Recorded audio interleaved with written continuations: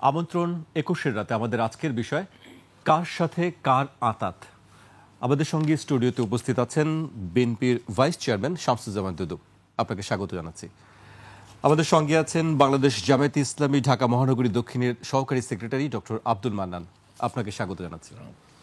আমাদের আজকের বিষয়ে কার সাথে কার আঁতাত, আমি আলোচনায় যাবার আগে আমি আজকে ডাকসু নির্বাচন হয়েছে, সেখানে বেশ কিছু অনিয়মের অভিযোগ উঠেছে ছাত্রদল শিবিরের পক্ষ থেকে, সেই পাল্টাপাল্টি একই অভিযোগ আছে।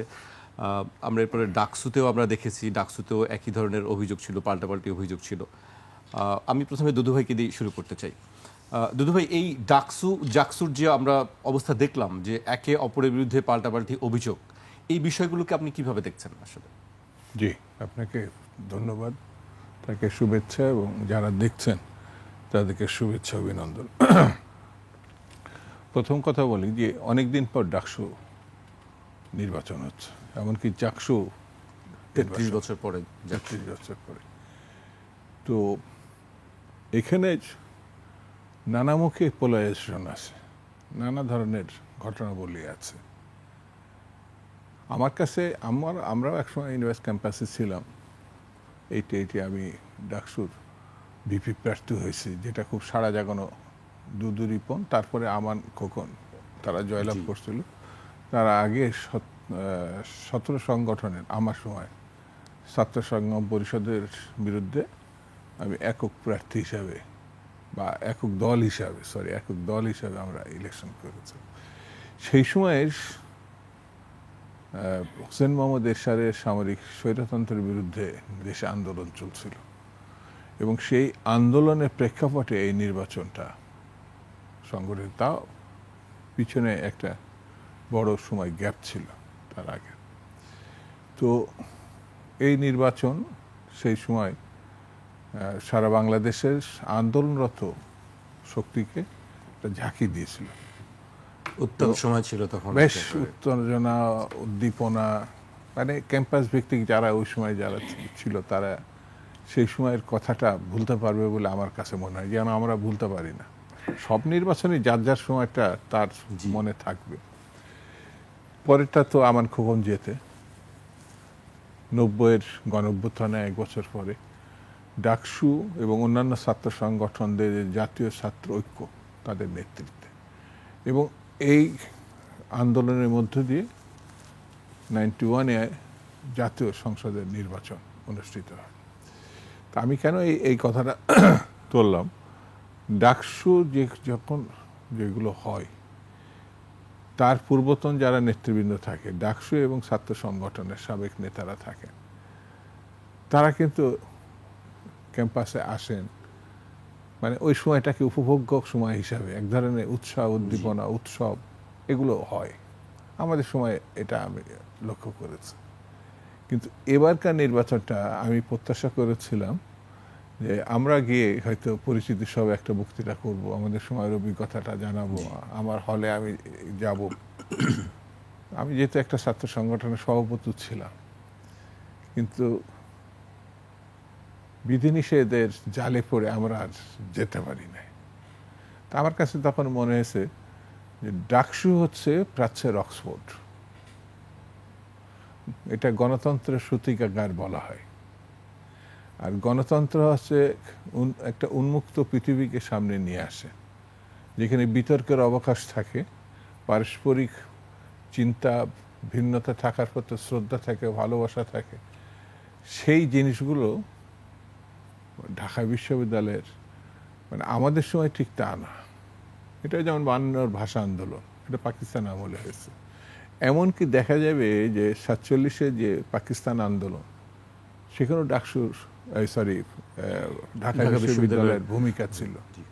71-এর মুক্তিযুদ্ধ তো আরো বেশি, ঢাকা বিশ্ববিদ্যালয় কেন্দ্রিক নেতৃত্বই 71-এর মুক্তিযুদ্ধের, যেমন শেখ মুজিবের অনেক অলসতা ছিল, বিরোধিতা ছিল, এমনকি তিনি স্বাধীনতার ঘোষণাও দেন না, এটা শহীদ জিয়া রহমান দিয়েছিল।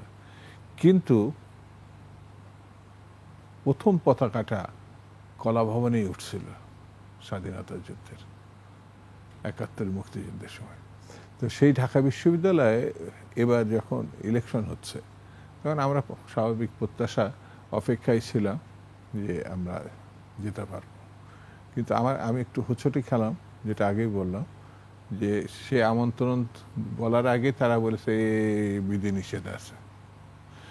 কোথায় যেন একটা সীমাবদ্ধ নিয়ন্ত্রণ, মানে চোখের আড়াল করা, এই প্রবণতাটা আমার কাছে মানে ভালো লাগেনি। নির্বাচন হবে, জয় বিজয়, মানে জয় পরাজয় এগুলো থাকবে, যে কোনো নির্বাচনে থাকবে। সেটি যদি ভালো নির্বাচন হয় তাও থাকবে, খারাপ নির্বাচনে থাকবে। ঢাকা বিশ্ববিদ্যালয়ের দিকে এবং শিক্ষা প্রতিষ্ঠানগুলোর দিকে, যেমন আজকে চাকসু হচ্ছে, হয়তো একটু কম ভাবে দেখবে, কিন্তু সারা দেশ এবং যেখানে বিশ্ববিদ্যালয়ের ছাত্রছাত্রীরা যে দেশে থাকুক পৃথিবীর, তারা কিন্তু ওই দিকে তাকায়, দেখে, একটু হয় কষ্ট পাবে না রোমাঞ্চিত হবে। তো সেই জায়গাগুলোতে মানে এখন যারা অথরিটি হিসেবে আছেন, ভিসি বা হলগুলোতে, বা যারা নির্বাচনের সঙ্গে সম্পৃক্ত হয়েছে, এগুলো নিয়ন্ত্রিত না করলেও পারতেন। ঢাকা বিশ্ববিদ্যালয়ের ছাত্রছাত্রীরা ভোট দেবে, এটা স্বাভাবিক। কোনো হলে কেউ ঢুকতে পারছে না, মেয়েদের হলে একেবারেই বন্ধ করে দেওয়া হয়েছে। এইসবগুলো দেখে টেকে আমার কাছে তখনই মনে হয়েছে নির্বাচনটা স্বচ্ছ, গ্রহণযোগ্য, স্বাভাবিক, ভালো করাটাই দায়িত্ব ছিল, বিতর্কে নিয়ে যাওয়াটা কারোর দায়িত্ব ছিল না। আর আমি শুরুতেই বলেছি, জয় পরাজয় থাকে। যেমন আমার দল থেকে অলরেডি এই নির্বাচনকে মানে বিজেপির পক্ষ থেকে অভিনন্দন জানানো হয়েছে। আমাদের স্পিরিটটা হচ্ছে মতামত বহির্প্রকাশ। কারণ এর এক বছর পরে আবার যদি ইলেকশন, কারণ আমার একটা ডাকসু করার পরে আবার দেখা গেল যে কোনো কারণে হয়, নানান বাধা বিপত্তির কারণে সেটি বন্ধ হয়ে যায়। আমার মতে অনেকে ডাকসু পাইছে, অনেকে ভোট দেওয়ারও সুযোগ পায় না, অংশগ্রহণ তো পরের কথা। তো এই সব বিবেচনায়, যেমন ওটা ডাকসু হয়েছে, এখন আজকে বোধহয় জাকসু, হ্যাঁ, বিতর্ক আছে, অনেক কিছু আছে। তারপরেও আমি বলবো, আমি মনে করব যে ভোটের মানে ভোট দেওয়ার ক্ষেত্রে স্বচ্ছতাটা নিশ্চিত করতে হবে। এখন ওটা যদি করা না যায়, তাহলে আমার কাছে প্রশ্ন, তা না হলে প্রশ্ন আসলে থেকে যায়, প্রশ্ন ওঠে। আমি দুধু ভাই আপনার কাছে আবারও আসবো, এরপর যে আমি ডক্টর আব্দুল মান্নানের কাছে আসতে চাই। কার সাথে কার আঁতাত, আমি এই প্রশ্নে যাওয়ার আগে আমি একটু বক্তব্য উল্লেখ করতে চাই। গতকালকে বিএনপি নেতা মির্জা আব্বাস বলেছেন, আমি সেই একটু উল্লেখ করতে চাই।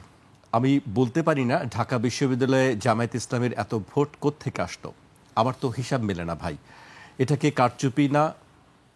কারচুপি না বরং বাংলাদেশে গভীর ষড়যন্ত্রের আভাস হিসেবে দেখছেন মির্জা আব্বাস। এর কারণও ব্যাখ্যা করেন তিনি বলেন, যখনই তারা বিভিন্ন দল একসঙ্গে বসেন, তখন জামায়াত ইসলামীর নেতারা বারবার বলেন যে ভাই খেয়াল রাখেন, আওয়ামী লীগ যেন আর কোনোদিন আসতে না পারে, আমরা সেভাবেই চললাম।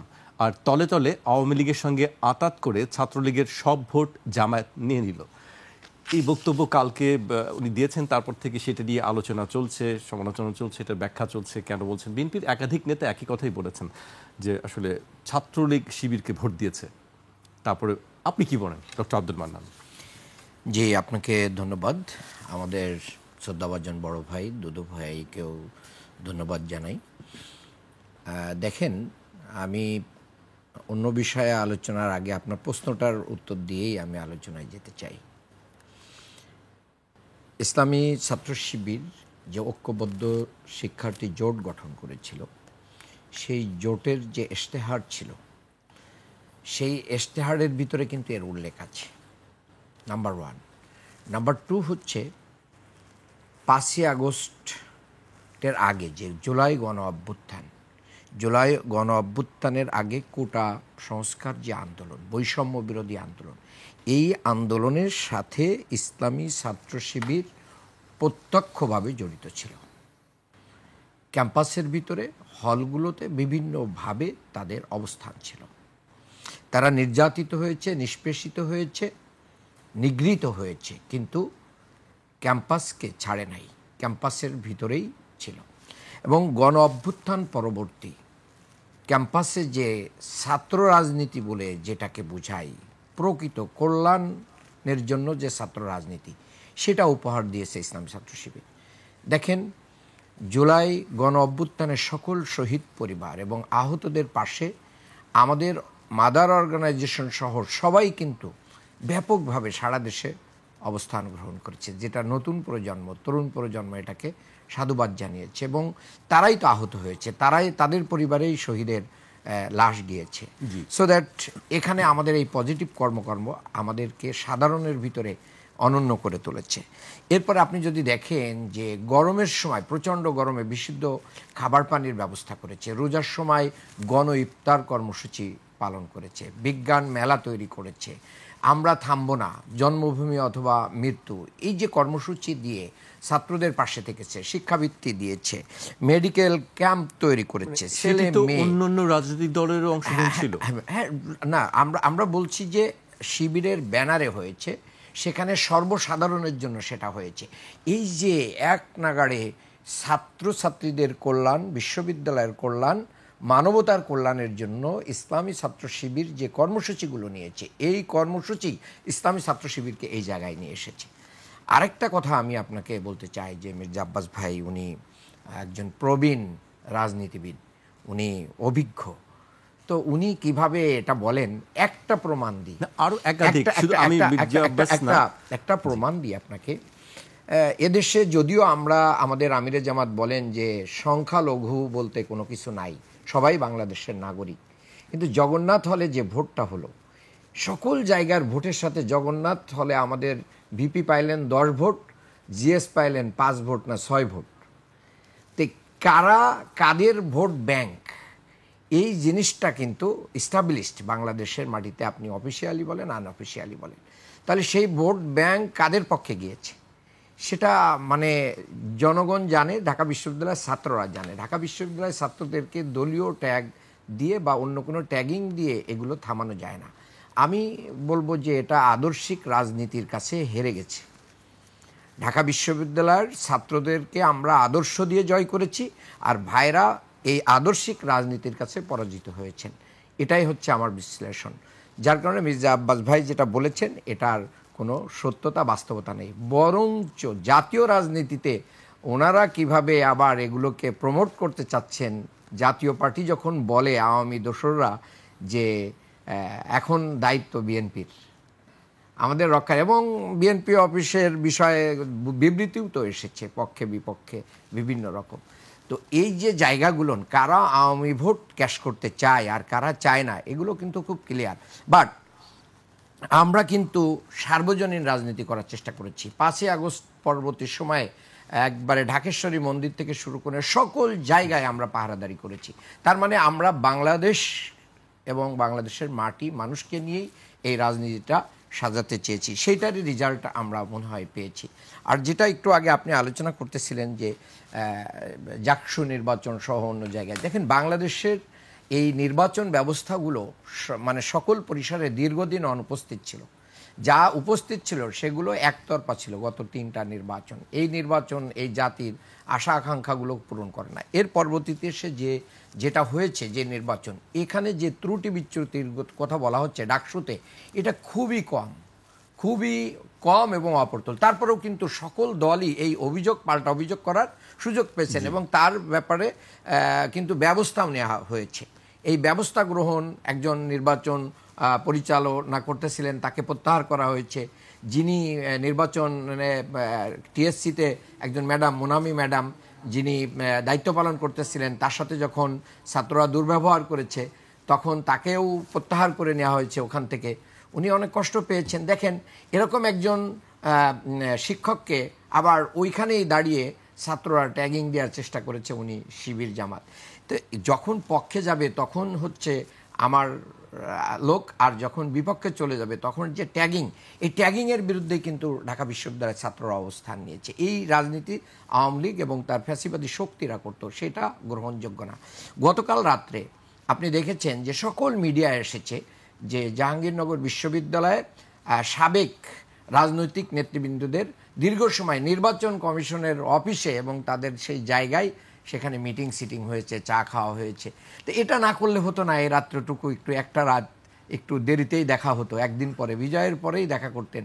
এই যে মানে সন্দেহ সংশয় দোলার দেওয়ার যে জায়গা, ভাই বলেছেন যে এই নির্বাচনটাকে সীমাবদ্ধ করা হয়েছে, আমাদেরকে নিয়ন্ত্রণ করা হয়েছে, দাওয়াত দেওয়া হয়। অফকোর্স এই জাতীয় কর্মসূচিতে ভাইরা যারা ইতিপূর্বে নির্বাচন করেছেন এটা ওনারা প্রত্যাশা করেন, জাতীয় প্রত্যাশা করে। কিন্তু আমাদের ভিতরে জাতীয় রাজনীতিতে যে সংকীর্ণতাগুলো তৈরি হয়েছে, এই ছোটোখাটো রাজনীতিতেও কিন্তু এগুলো দেখা যায়। প্রশ্নবিদ্ধ যাতে না হয় নির্বাচন, এই জন্য হয়তো প্রশাসন এই জাতীয় ব্যবস্থা নিয়ে নিজেদেরকে সেই জায়গায় নিয়ে এসেছে। এরপরেও দেখেন, ভাইস চ্যান্সেলর স্যার ঢাকা বিশ্ববিদ্যালয়ের নির্বাচন চলাকালীন সময়ে ছাত্রদলের ফুল প্যানেলকে সুযোগ দিলেন, তার মানে প্যানেল না, মানে দায়িত্বশীলদেরকে সেখানে তার ভিতরে গেলেন। এবং দেখেন ছাত্রদলের কেন্দ্রীয় সভাপতি এবং সেক্রেটারি ওনারা সকাল থেকেই মানে ক্যাম্পাসের ভিতরেই কিন্তু ছিলেন। ছাত্র শিবিরের সভাপতি রেজাল্ট হওয়ার যখন ঘোষণা হচ্ছিল তারপরে মানে ভোট গ্রহণকালীন সময়ে ওনারা যান নাই। তা এটার মাধ্যম দিয়ে আমরা মূলত মানে হস্তক্ষেপের রাজনীতি বা প্রভাব বিস্তার করার যে রাজনীতিটা, এটাকে আমরা কি করতে চেয়েছি, আমরা এটাকে প্রমোট করতে চাই না। সেখানে যে বিশ্ববিদ্যালয় শাখার ছাত্রদলের সভাপতি ভাইস চ্যান্সেলরের সাথে যে আচরণটা করেছে, সারা দেশের ছাত্র সমাজ এটার নিন্দা করেছে, কিন্তু নিপুণ রায় আবার তার পক্ষে সাফাই গেয়ে দিলেন। এটা দুর্ভাগ্যজনক রাজনীতিতে, এটাকে তো ছাত্ররা ভালোভাবে নেবে না। আমি বরং ওয়েলকাম করি ছাত্রদলের কেন্দ্রীয় সভাপতি ওখানে বসেই ভাইস চ্যান্সেলর স্যারকে মানে উনি ক্ষমা চেয়েছেন যে স্যার সরি, এটা আমাদের ঠিক হয় নাই। কিন্তু এই রাজনীতিটাই মানুষ দেখতে চায়, কিন্তু এটার পক্ষে আবার সাফাই গাওয়ার রাজনীতি কিন্তু মানুষ দেখতে চায় না। আরেকটা ব্যাপার আমি আপনাদেরকে বলি, ছাত্র শিবির যে মানে জোটটা করেছে, এই জোটটা ছিল একটা সার্বজনীন। দেখেন এখানে মানে জুলাইয়ের স্পিরিট যেরকম ছিল, তারপরে খেলাধুলা করা থেকে শুরু করে নারীর অধিকার থেকে শুরু করে নারী নিরাপত্তা নিয়ে ছাত্র শিবিরের বক্তব্যকে আজকে আমাদের বোনেরা অ্যাকসেপ্ট করেছে, যার কারণে ছাত্রী হলগুলো থেকে কিন্তু এত সংখ্যক ভোট আমাদের সংগঠন বা এই জোট পাবে, এটা আমার মনে হয় যে আমাদের নেতৃবৃন্দেরও ধারণার বাইরে এই বিজয়টা আল্লাহ তাআলা আমাদেরকে দিয়েছেন। আতাতের কোনো বিষয়, আতাত আমরা করি নাই। যদি আমরা আতাত করতাম এই বাংলাদেশে, তাহলে আমাদের এই শীর্ষ নেতৃবৃন্দের ফাঁসির রশিতে ঝুলতে হতো না। এটা অবান্তর, অবাস্তব এবং এটা ধারণা প্রসূত এবং ব্লেম গেমের রাজনীতি। এই ব্লেম গেমের রাজনীতি থেকে সরে না আসলে জেনজি কিন্তু আমাদেরকে কিন্তু মানে ছাড়বে না। এই পুরাতন মানে ব্লেম গেমের রাজনীতি বাংলাদেশে এখন আর মানুষ দেখতে চায়। মান্নান ভাই আপনার কাছে আবারও আসবো, এই পর্যায়ে আমি আবার দুদু ভাইয়ের কাছে আসতে চাই। তিনি বলছিলেন যে বিএনপির বা ছাত্রদলের আদর্শিক পরাজয় হয়েছে জামায়াত বা ছাত্র শিবিরের রাজনীতির কাছে, এই কারণেই ফলাফল এই অবস্থা হয়েছে এবং জগন্নাথের কিছু উদাহরণ তিনি টেনেছেন। আপনার কাছে কি মনে হয়, আসলে কি এটি আদর্শিক পরাজয় নাকি আসলে কোনো দোসরদের সঙ্গে তাদের কখনো পরাজয় হয় না? এটা নির্বুদ্ধিতার একটা কারণ। জামাতের প্রতিষ্ঠা হয়েছে 100 বছর আগে, কখনো রাষ্ট্র ক্ষমতায় সে একা একা যায় নাই। তা আদর্শ এত ভালো হলে বা রাষ্ট্র ক্ষমতায় যেত, ধানের শীষ নিয়ে নির্বাচন করা লাগতো না। জামাতের আদর্শ যেতে এত স্পষ্ট হতো, তাহলে আশ্রয় যে কথা, প্রথম আশ্রয় তো বিএনপি জামাতকে দিছে 4 দল করার মধ্য দিয়ে। ধানের শীষ দিয়ে তাদের নিবন্ধন যখন নাই, সে আশ্রয় তো বিএনপি দিয়েছে। মিনিমাম কৃতজ্ঞতা থাকলে এটা যে কেউ স্বীকার করবে। তো এইটা নাই বলে এই কথাটা আসা। জামাত এবং শিবির এটি স্পষ্ট করে স্বীকার করছে, তখন ক্যাম্পাসে তারা ছিল ছাত্রলীগের প্রতি মিশে। কারণ তখন কোনোভাবে তাহলে তো ছাত্রলীগের সঙ্গে মিশে থাকলে, ছাত্রলীগ যে হাত দিয়ে নারী নির্যাতন করেছে সেটা কি ছাত্রলীগ করছে না শিবির করছে? কারণ যখন ছাত্রলীগ পালাইছে, চলে গেছে বলে আমরা মনে করছি, তখন তারা এই কথা নিজেরাই স্বীকার করছে। আমার কাছে এটা যে জিএস হিসাবে দাঁড়াইছে, আমি কোথায় যেন দেখলাম, সে একটা অনুষদে ছাত্রলীগের সাধারণ সম্পাদক হিসাবে ছিল, একটা অনুষদে। সে এখন তো পদত্যাগ করেন, এই কথাটা আবার কাগজ আসছে, সেই শিবিরের প্রার্থী হতেই পারে, যোগ দিয়ে হতেই পারে। তো সেই জায়গায় আথাতের প্রশ্ন যদি কেউ উঠায়, এটা ঠিক হবে না।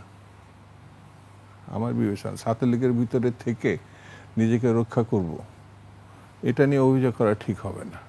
তারা এটা তাদের কৌশল মনে করতে পারে, আদর্শের স্পিরিট বলে মনে করতে পারে, কিন্তু আমরা তো কারোর সঙ্গে আঘাত করি না বলে ক্যাম্পাসে থাকতে পারি না। মানে ছাত্রদল মায়ের কাছে নির্যাতন ভাবে চলে গেছে। তো শিবিরের কোনো ছাত্রলীগ, শিবিরের কোনো সাধারণ সম্পাদক গুম হয়েছে এবং মারা গেছে এরকম কোনো নজির আমার জানা নাই। ত্যাগের প্রশ্ন উঠলে সেটা হচ্ছে একমাত্র ইলিয়াস আলীর এটা বলা যায়, এটা আমি আমলে প্রায় 450 এই জুলাই আগস্টের মধ্যে। আমি এই কথাগুলো বলতাম না যখন এই আদর্শিক ত্যাগ এইসব কথাগুলো আসছেন, তখন আমার কাছে মনে হচ্ছে যে যেটা উল্লেখিত ত্যাগ না, আমরা যে স্পষ্ট করে বলেছি যে আপনাদের কত শহীদ হয়েছে আমরা একটু বলেন নাম ঠিকানা দিয়ে, তো শিবির না কোনো ছাত্র সংগঠনে এটা দেয় নাই। আমরা কিন্তু 450 মানে জুলাই আগস্টে, তার আগে তো 5,500 16 বছরের রেকর্ড দিয়েছি। কাউকে ছোট বড় করা না। আমরা এই নির্বাচনকে অলরেডি অভিনন্দন করে দিছি। ক্যাম্পাসে যারা ছিলেন ছাত্র নেতৃবৃন্দ নির্বাচনকালীন সময়ে বা তার আগে বা তার পরে এই বক্তব্যগুলো তারা দিছে, কোনোটা তারা বিপক্ষে দিছে, কেননা পক্ষে দিছে, এগুলো নিয়ে আমরা কোনো মন্তব্য করি নাই। ঠিক আছে, তো এখন স্বাভাবিক না নিয়মে এটা ইলেকশন শেষ হয়ে গেছে, এখন স্বাভাবিক 1 বছর তারা ছাত্রদের পক্ষে যারা জিতছে তারাও কাজ করবে, যারা জেতে না তারা হয়তো কাজ করবে। আবার যদি অতীতের মতো না হয় তাহলে 1 বছর পর আবার নির্বাচন। যেমন প্রশাসন, ভিসি ইতিমধ্যে তাদের দায়িত্ব নিয়ে নানান বিতর্ক হয়েছে, সেটা নিয়েও আমাদের কোনো বক্তব্য নেই। ক্যাম্পাসে কি হয়েছে, ক্যাম্পাসের মধ্যে এটা মীমাংসা হোক, তদন্ত হলে সেখানে হোক। ঠিক আছে, তা আমার কাছে মনে হয়েছে যে যে জিনিসগুলো যেভাবে আসছে এতে গণতন্ত্র বিপন্ন হওয়ার একটা ইঙ্গিত থাকে, যেটা আমি নিয়ন্ত্রিত। এটাও ঢাকা ইউনিভার্সিটি, প্রাচ্যের অক্সফোর্ড, এই জায়গাটায় যদি মানে কালো শক্তি, অন্ধ শক্তি, নিয়ন্ত্রিত শক্তি অথবা যারা স্বাধীনতার বিপক্ষে অবস্থান নিয়েছিল একাতলে তারা দখল করে, এইরকম অভিযোগ ওঠে, তাহলে এই ঢাকা বিশ্ববিদ্যালয়ের জন্য এটা দুঃখজনক, এই কথাটা আসবে। সেই জন্য আমার কাছে এই ডাকসু নির্বাচনে চাকসু নিয়ে আমার বেশি বক্তব্য নাই। খালি একটা আলহামদুলিল্লাহ যে ঢাকা বিশ্ববিদ্যালয়ে কেউ খুন হয় নাই, রক্ত ঝরে নাই।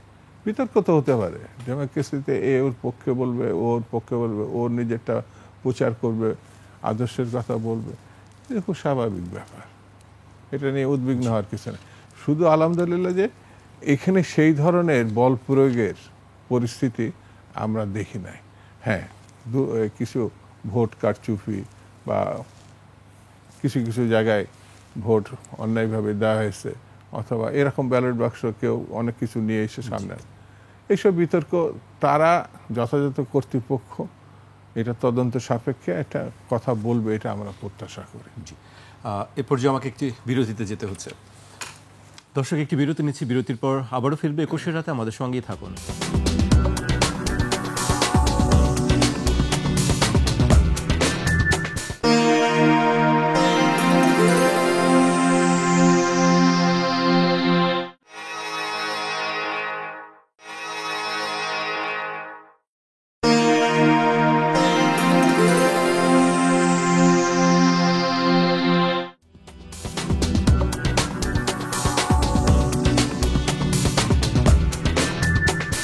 বিরতির পর আবারও স্বাগত, আপনারা দেখছেন 21 রাত। আমাদের সঙ্গে আছেন বিএনপির ভাইস চেয়ারম্যান শামসুজ্জামান দুদু, আমাদের সঙ্গে আছেন বাংলাদেশ জামায়াতে ইসলামীর ঢাকা মহানগরী দক্ষিণের সহকারী সেক্রেটারি ডক্টর আব্দুল মান্নান। বিরতিতে যাবার আগে দুদু ভাইয়ের কাছে আমরা বেশ কিছু কথা শুনছিলাম, এবার আমি আপনাকে দিয়ে শুরু করতে চাই বিরতির পরে। জাকসু নিয়ে শুরু করতে চাই। জাকসুর ছাত্রদল সমর্থিত প্যানেলের ভিপি প্রার্থী শেখ সাদি হাসান লিখিত বক্তব্য দিয়েছেন, আমি সেই বক্তব্যের কিছু একটু অংশ উল্লেখ করতে চাই। ভোট গ্রহণের আগের রাতে বিভিন্ন সামাজিক যোগাযোগ মাধ্যমে দেখতে পাই যে জামায়াত ইসলামীর কোনো এক অখ্যাত কোম্পানি থেকে যথাযথ ক্রয় প্রক্রিয়া অনুসরণ না করে নির্বাচন কমিশন জাকসু নির্বাচনের ব্যালট পেপার ও ভোট গণনার OMR মেশিন সরবরাহ করেছে। নির্বাচনের ছাত্র শিবিরের প্যানেলকে বিজয়ী করার লক্ষ্যে এমন করা হয়েছে বলে দাবি করেন শেখ সাদি হাসান। তিনি অভিযোগ করেন, আমরা এই নিয়ে ভোট গণনায় কারচুপির শঙ্কা করছি। আবারও শিবিরকে নিয়ে অভিযোগ, এ বিষয়ে এই অভিযোগ নিয়ে কি বলবেন? সাথে আরেকটু কথা মনে হয় ছিল জি, যে এরপরও আশা করি প্রত্যাশিত ফলাফল হবে। এই কথাটাও দুটোই তিনি বলেছেন। উনি বলেছেন এই অভিযোগের পরেও তিনি কিন্তু বলছেন যে প্রত্যাশিত ফলাফল আশা করছি আমরা। দেখেন, আজকে দুপুরে মানে একটা অভিযোগ দেয়া হলো যে ভোট বাক্স এবং OMR মেশিন সহ আরও যা যা আছে উপকরণ সেটা কোনো একটা প্রতিষ্ঠান থেকে কেনা হয়েছে। তারা বলছে জামায়াত ইসলামের, আমি বলি কোনো না কোনো একটা প্রতিষ্ঠান থেকে কেনা হবে, এটাই স্বাভাবিক। সাংবাদিকরা ওই ফুটেজটা আমি পুরোটাই দেখে এসেছি।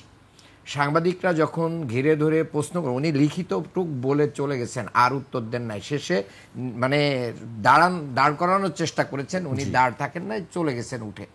মানে একটা মানে ব্লেম দেয়া, জিজ্ঞেস করেছেন সাংবাদিক, আচ্ছা ওই কোম্পানিটার নাম কি, অক্ষত কোম্পানিটার নাম কি?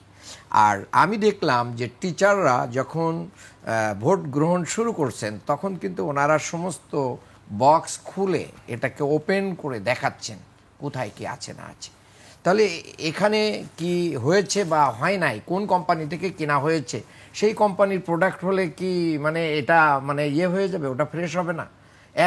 আমি তর্কের খাতিরে ধরেই নিলাম ওটা যে প্রতিষ্ঠান ছাপাইছে তারা জামাতেরই অনুসারী কেউ হতে পারে।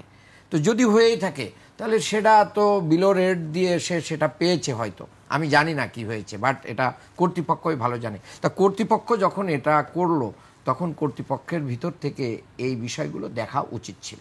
আমি মনে করি এটা একটা ব্লেম দেওয়ার জন্য এটা তারা বলেছে।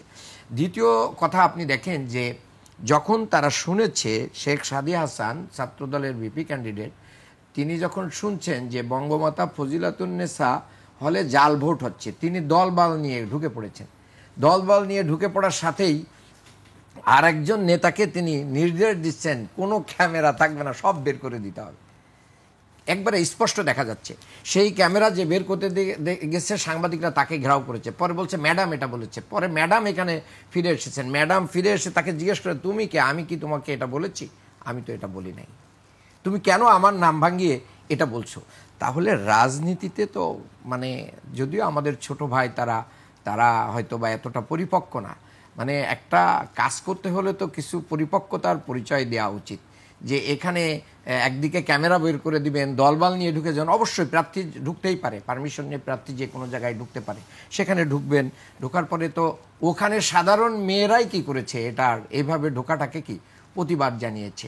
তাহলে এই জায়গাগুলো পাল্টাপাল্টি অভিযোগ থাকবে। তবে আমি মনে করি যে শিক্ষকদের দলীয় অবস্থান এবং এই জায়গা থেকে আমাদের বের হয়ে আসা উচিত। আমি নিজেও একজন শিক্ষক, আমি একটা প্রাইভেট ইউনিভার্সিটির ছাত্রদেরকে পড়াই। আমার মাধ্যমে আমার কোনো স্টুডেন্ট যেন ক্ষতিগ্রস্ত না হয়। আমার শিক্ষাঙ্গনে আমার যে মানে ভূমিকা সেটা থাকবে একাডেমিক। আমি যদি পলিটিক্স করি সেই জায়গা সেটা ভিন্ন, এটার সাথে তো আমার, কারণ মানে যে ছাত্রই তার আদর্শ যাই হোক সে আমার স্টুডেন্ট, কাজে তার সর্বত্র কল্যাণ করাটাই হচ্ছে একজন শিক্ষকের দায়িত্ব। শিক্ষক তাই করেছেন এবং শিক্ষক কিন্তু ক্লিয়ার করেছেন যে না, এরকম কোনো ঘটনা এখানে ঘটে নাই। সাংবাদিকরা নিয়েই ঢুকলেই তো ভালো হতো, ক্যামেরা বের করে দিন, আপনি জাল ভোট ধরবেন, ক্যামেরায় রাখলেই তো বেশি সুবিধা। কিন্তু জাল ভোট ধরা উদ্দেশ্য ছিল না, অন্য উদ্দেশ্য ছিল, সেটা জানি না। আর দ্বিতীয় হচ্ছে, ভাই অনেকগুলো কথা বলে গেছেন ইতিমধ্যেই, যে জিএস পদে যে ছেলেটা SM ফরহাদ ডাকসুতে ছিলেন তাকে নিয়ে যে সে ছাত্রলীগের কমিটির সেক্রেটারি ছিল। ছাত্রলীগের কোনো কমিটির সেক্রেটারি ছিল না। হলের যে ডিবেটিং ক্লাব কিন্তু ছাত্রলীগের কোনো কমিটি না, এটা একটা এক্সট্রা কারিকুলাম অ্যাক্টিভিটিজের অন্তর্ভুক্ত, এটা কমিটির কোনো পদ না। এই ডিবেটিং ক্লাবের সে সেক্রেটারি ছিল। 2 নম্বর, যে ছেলেটাকে বলা হলো এই SM ফরহাদ যে কমিটির সেক্রেটারি ছিল তার বাড়ি সাতক্ষীরায়, আর আমাদের এই ফরহাদের বাড়ি কিন্তু চট্টগ্রাম। কাজেই ওই সাতক্ষীরার ফরহাদ যখন লাইভে এসে বললেন যে আমি সেই ফরহাদ যাকে নিয়ে এত কথা হচ্ছে, আমি ছাত্রলীগের কমিটির সেক্রেটারি ছিলাম, আমি সেই এস এম ফরহাদ। তাহলে এই নামের মিলের কারণে যে আমরা দেখলাম যে আমাদের এই তথাকথিত ট্রাইব্যুনাল যেটা ছিল যুদ্ধ অপরাধের বিচারের নামে আমাদের নেতৃবৃন্দকে হত্যা করেছে, তারা তো দেলু রাজাকারের ব্লেম দেলোয়ার হোসেন সাইদির পরে দিয়ে দিল। কসাই কাদেরের মানে ব্লেমটাকে কাদের মোল্লার উপরে দিয়েছিল। কাদের মোল্লা তো ছাত্র ইউনিয়ন করতেন, উনি এই দেশের স্বাধীনতার পরে উদয়ন স্কুলেই ছিলেন। উনি যদি একজন কসাই কাদের হবেন তাহলে ওনাকে তো এখানে রাখা হতো না। কাজে এই যে যাচাই বাছাই করা ছাড়া, আমরা অনেকগুলো অভিযোগ দেখেছি, অভিযোগ যাচাই বাছাই করা ছাড়াই শুনেই আদালত পর্যন্ত, হাইকোর্ট পর্যন্ত চলে গিয়েছে। এবং আশ্চর্য আরেকটা ব্যাপার হচ্ছে যে হাইকোর্টে একজন ব্যক্তির প্রার্থিতা নিয়ে প্রশ্ন আসেছে ফরহাদের বিষয় নিয়ে, কিন্তু হাইকোর্ট নির্বাচনকেই কি করে দিল, স্থগিত করলো। এটা চাইলো কি, যারা পিটিশন দিয়েছে তাদের চাওয়া একরকম, আর রেজাল্ট উত্তর হচ্ছে আর এক রকম। আমরা রেসপেক্ট করি আদালতকে, আদালত যেন প্রশ্নবিদ্ধ না হয় এ ব্যাপারেও আদালতের যারা বিচারক আছেন তাদেরকে সতর্ক থাকা দরকার। কারণ ওনারা তো আমাদের সাথেই বড় হন, আমাদের এই মাটিতেই কারো না কারো আত্মীয়, কারো না কারো বন্ধু, কারো না কারোর সাথেই হলে থেকেছেন, একই ক্যাম্পাসে থেকেছেন। কাজেই সেই জায়গা থেকে বিচারকের জায়গাগুলো আমরা দেখলাম। এরপরে দেখেন, আমি যেটা বলতে চাই, জুলাই গণ অভ্যুত্থানে যে স্পিরিটটা আমরা ধারণ করতে পেরেছি, যার কারণে এই যে ছোটোখাটো যে ত্রুটি বিচ্যুতির কথা বলতেছেন, সেই ত্রুটি বিচ্যুতিতে কিন্তু ভোটের যে বিজয়ের যে ব্যবধান, এই ব্যবধান কিন্তু অনেক। আর এইবার ডাকসু নির্বাচনে যে উৎসব দেখা গেছে, যে লম্বা লাইন দেখা গেছে, মানে টোটাল ভোট কাস্ট হয়েছে কত পার্সেন্ট, 78 হচ্ছে গড়, কোনো কোনো জায়গায় 85% পর্যন্ত ভোট কাস্ট হয়েছে। মানে এটা তো আনবিলিভেবল। এই এই এই জেন জি যে নতুন বাংলাদেশ গড়বে, যাদের নেতৃত্বে আগামীর বাংলাদেশ গঠিত হবে, তারা যদি বাংলাদেশকে ওন করতে পারে এবং তাদের নেতৃত্বে যদি আমরা আগামীর বাংলাদেশকে তাদের চোখ দিয়ে দেখি, তাহলে আমাদের রাজনৈতিক দলগুলোর রাজনৈতিক কালচার, কথাবার্তা এবং কর্মসূচির ভিতরে অবশ্যই পরিবর্তন আনতে হবে, রিফর্ম করতে হবে, আত্মসমালোচনা করে আমাদেরকে বের করতে হবে আমাদের ত্রুটি কোথায়। আপনি আমি যে কোনো কিছু চাপিয়ে দেওয়ার রাজনীতি এখন আর চলবে না। আর আমি একটু আগেও যেটা বলতেছিলাম এক সময়, যে দেখেন এখন মূলধারার মিডিয়া অনেক কিছু চাপে পড়ে স্টপ রাখতে পারে, সোশ্যাল মিডিয়া প্রতিটা মানুষের হাতে রয়েছে। আপনি কোথায় কি করবেন, কোনো কিছু একটা সুচ পর্যন্ত পড়ে গেলে এটা মিডিয়া দিয়ে, ক্যামেরা দিয়ে ধরে নিয়ে আসা সম্ভব। কাজেই এখন মানে এটা সম্ভব না যে মানে আপনি একবারে A to Z জালিয়াতি করে একটা পক্ষকে জিতিয়ে দিবেন, এই যুগ শেষ হয়ে গেছে। যার কারণে একটা নতুন রাজনীতির ধারা আমাদের রাজনৈতিক দলগুলোর ভিতরেও আনতে হবে। আমাদের অনেকে রিটায়ারমেন্টেও যাওয়ার বয়স হয়ে গেছে, তাদের রিটায়ারমেন্টেও যাওয়া উচিত অ্যাডভাইজার হিসেবে। না হলে এই জেনজির যে মানে চাহিদা এবং তাদের যে মানে রাজনীতি, তারা রাজনীতিবিদদের কাছ থেকে কি চায়, এই দেশের প্রতি তাদের যে কমিটমেন্ট, আপনি দেখেন যে আমাদের মানে বিগত রাজনীতিক খারাপ অবস্থার কারণে প্রতি বছর প্রায় 49,000 মেধাবী ছাত্র বাংলাদেশ থেকে চলে যায় বিদেশে লেখাপড়া করতে। আমরা চেষ্টা করব, সবাই মিলে চেষ্টা করতে হবে। আমাদের আমিরে জামাত বলেছেন নির্বাচিত হওয়ার পরে কোনো মিছিল হবে না, এবং আমাদের এরা কেউ মিছিলও করে নাই, শুকরিয়া আদায় করেছে এবং বলছেন যারা জয়ী হয়েছে এবং যারা পরাজিত, সবাই মিলে একসাথে মিলেই এই ঢাকা বিশ্ববিদ্যালয়কে গড়ব। জি মান্নান ভাই, আপনার কাছে আমি আবারও আসবো। এ পর্যায়ে আমি আবার দুদু ভাইয়ের কাছে আসতে চাই। তিনি বেশ কিছু কথা বলছিলেন, যেটি বলছেন যে জেনজিদের কাছে তারা পরিবর্তন চায়, সেই পরিবর্তনের ফলস্বরূপই ডাকসুর নির্বাচন, নতুন প্রজন্মের কথা বলছেন, যে সেই নতুন প্রজন্মের ভোটেই হয়তো উনি বলছেন যে শিবিরের জয় হয়েছে। আরেকটি কথা যিনি বলছিলেন যে জাতীয় পার্টির সঙ্গে বিএনপির একটি আতাতের বিষয়ে তিনি প্রথম দিকে বলছিলেন যে জাতীয় পার্টিকে পুনর্বাসন, জামাতের সঙ্গে বিএনপির একটা আতাত ছিল। এটা জামাতের সাথে বিএনপির আতাত তো অনেক আগে। আমাদের মার্কা নিয়ে তাদের এখন খুব দুঃসময়, তখন আমাদের মার্কা নিয়ে ইলেকশন। ভাই মার্কা দিয়ে তো আপনারা করোনা করেন নাই, মার্কা নিয়ে আমি তো আপনার ইয়ে করি না। আমরা এই কৃতজ্ঞতা আমাদের আছে, আমরা তো লং টাইম আপনাদের সাথে। মান্নান ভাই আপনার কাছে আসবো, এই বিষয়ে আমি না অনেক কথা আছে, মান্নান শেষ করতে পারে, মান্নান শেষ করতে পারেন, বলেন। না না ঠিক আছে, মান্নান কথা বললে শুনতে হয়। জামাত তো এরকম আদর্শিক সংগঠন, এত সৌজন্যতা শিখাইছে, আরেকজন কথা বললে আবার বন্ধ করতে হবে, বাধা দিতে না, হবে। ভাই মিস করতেছে। দুধ ভাই আমি নো নো, এটা আমি কখনো প্রত্যাশা করি নাই। নো, আমি কখনো দাড়িপাল্লা নিয়ে ইলেকশন করছি নাকি? এটা বললে খাফেন কে? না, তো দাড়িপাল্লা নিয়ে আপনাদের ইলেকশন করার প্রয়োজন হয় নাই তো, কারণ আপনারা তো দাড়িপাল্লা এটা প্রয়োজন হয় নাই। আপনার স্বাভাবিক। লজ্জা লাগে? না না, আমাদের লজ্জা লাগে না, কারণ হচ্ছে আপনারা মিলেমিশে থাকতে পারেন বলেই তো দাড়িপাল্লা ধানের শীষ রাখতে পারছি না, আমরা তো ওইটা পারি নাই। শোনেন আরে আমাদের ডাকবেন আমি তো আপনাদের ডাকে জামাতের সঙ্গে ইয়ে করতে চাই না। যারা ধৈর্য নাই শোনার, তাদের সঙ্গে আপনি ডাকবেন কেন আমাকে? আমি আপনার কাছে আসবো না না, আপনি বাকি যে সময় আছে সেই সময়টা তাকে দেন। আমি একটা কথা বলবো না, জাস্ট আমি শুনে যাবো, আপনার সময় কভার করে আমি উঠে চলে যাব, কোনো অসুবিধা নাই।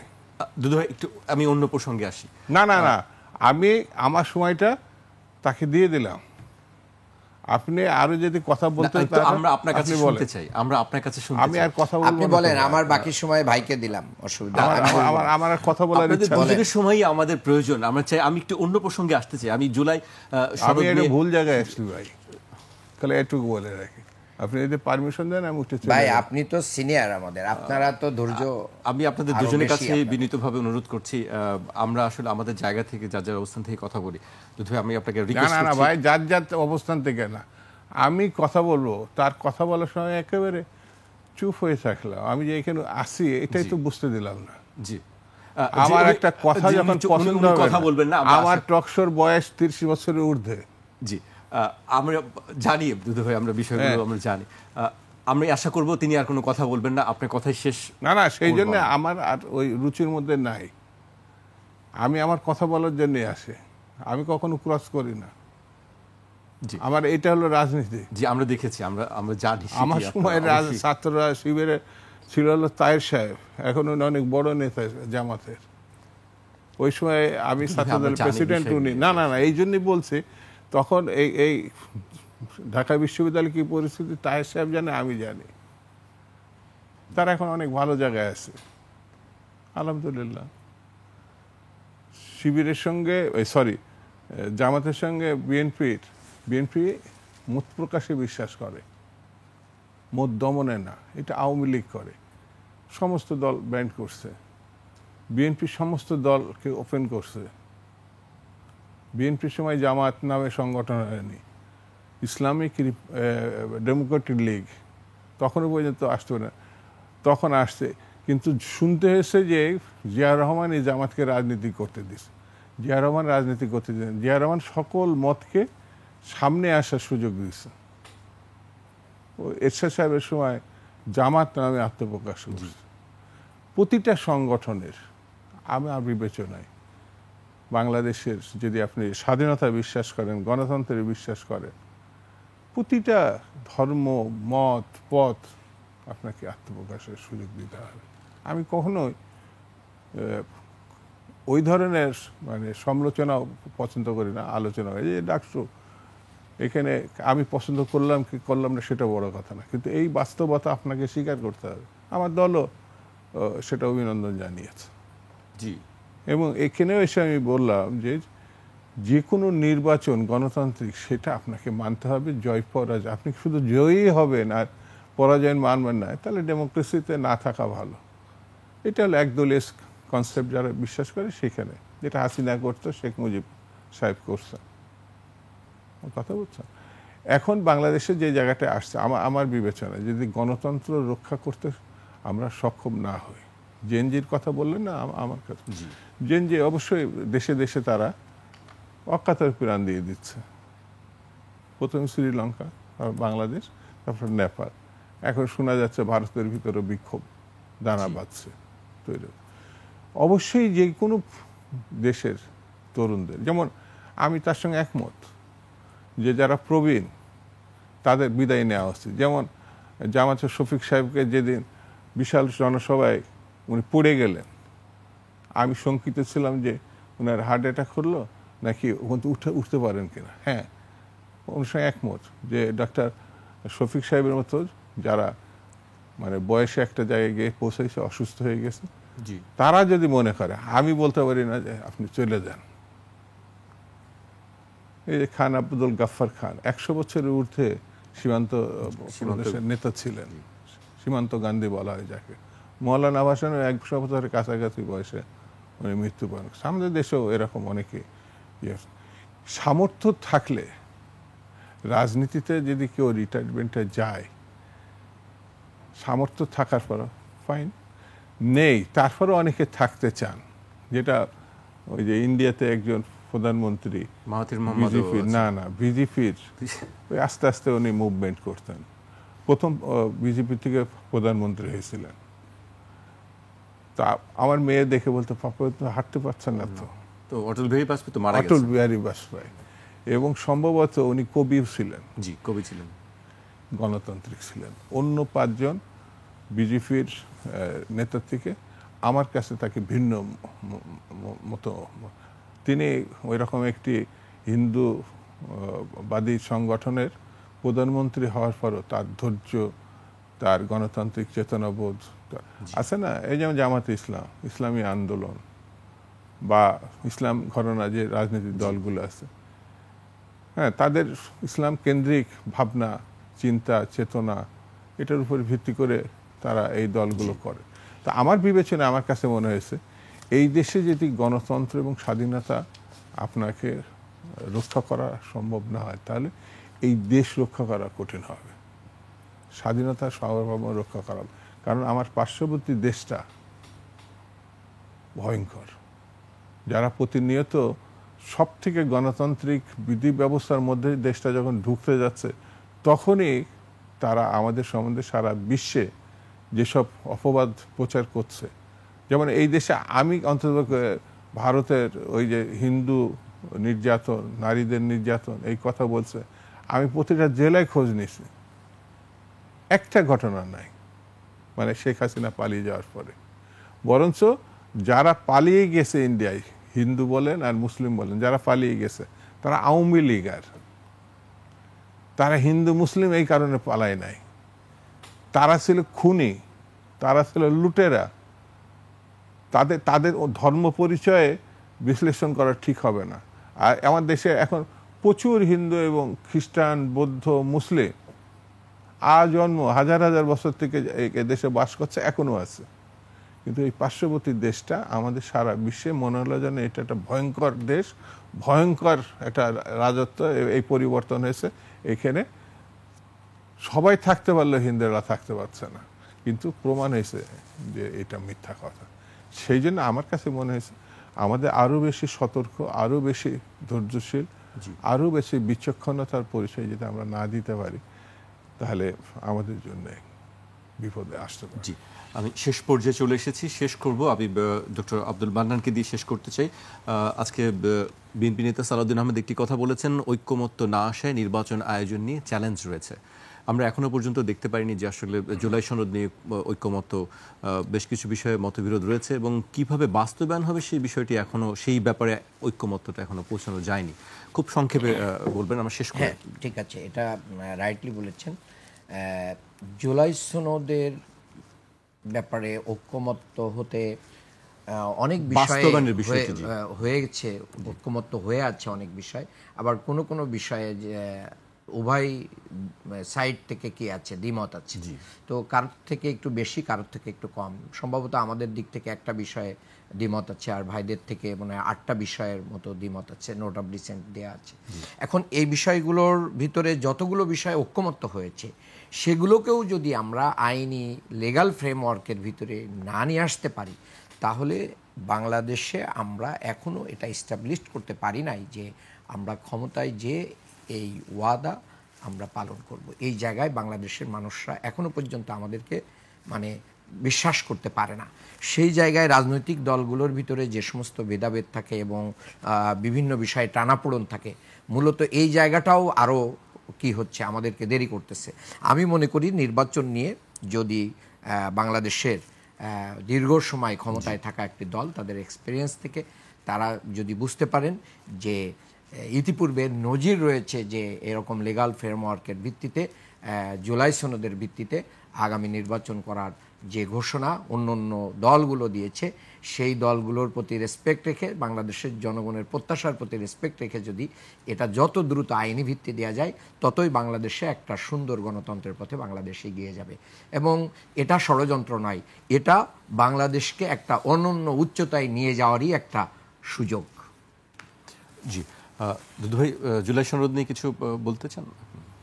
আমার মতে মানে যার যার দলের কর্মসূচির অংশ হিসাবে কেউ যেটা আইনের ভিত্তির কথা বলছে এটা অবশ্যই বলতে পারে, আবার কেউ হয়তো মনে করছে আগামী পার্লামেন্টে এটা নির্ধারণ করবে। যে অবস্থান, তবে এই ক্ষেত্রে আমার কাছে মনে হয়েছে সদিচ্ছাটা খুব বড়। যদি সদিচ্ছা না থাকে তাহলে আইনগত দিকের মানে গেলেও আমরা শেখ মুজিব সাহেবের পরিণতি দেখছি। উনি এত বড় মুক্তিযুদ্ধের পরেও বাকশাল গঠন করেছিলেন, গণতান্ত্রিক সংবিধানকে তিনি ছুঁড়ে ফেলে দিয়েছিলেন। তো সেই সদিচ্ছাটা যদি উনার থাকতো তাহলে উনার এই পরিণতি ভোগ করতে হতো না, যেটা ৭৫-এর কথা আমি উল্লেখ করছি। তো এই জুলাই সনদের যে মৃত্যু, শহীদ, যে আহত, এটা যে কোনো রাজনৈতিক দলের যদি মমতাবোধ, শ্রদ্ধা থেকে থাকে, আপনি জুলাই সনদের যদি আইনগত ভিত্তি নাও দেন তাও সে রক্ষা করবে। আর যদি দেয়ও আইনগত ভিত্তি, সদিচ্ছা যদি না থাকে, সদিচ্ছা না থাকলে পার্লামেন্টে গিয়ে তারপরের দিনে এটার বিপক্ষে অবস্থান নিতে পারে।